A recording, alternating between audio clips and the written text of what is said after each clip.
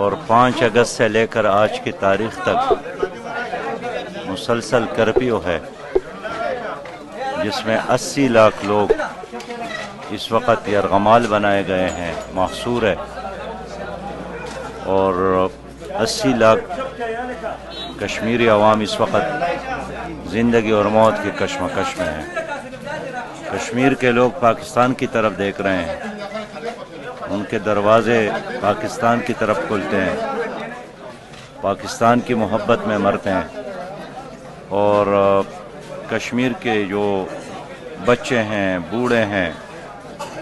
ہر دن، ہر صبح اور شام اسی امید کے ساتھ گزارتے ہیں کہ آج پاکستان کی فوج آئے گی اور ہمارے لیے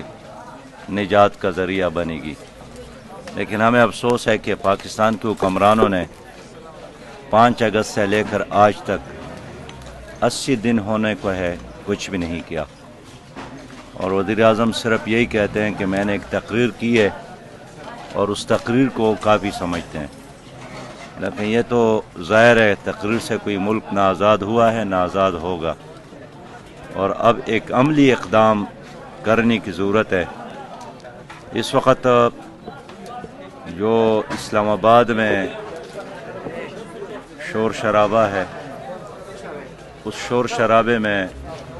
مظلوم کشمیری مسلمانوں کی جو آواز ہے وہ دب گئی، اور کشمیر کا مسئلہ پس منظر میں چلا گیا،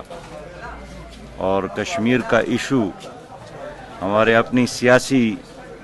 انتشار کی وجہ سے اب ختم ہو رہا ہے۔ کراچی سے لے کر چترال تک پوری قوم کشمیر کے آزادی کے لیے تیار کھڑی ہے، بس ایک اسلام آباد کی حکمران ہے کہ وہ سوئے ہوئے ہیں اور قوم کو بھی ڈرا رہی ہے۔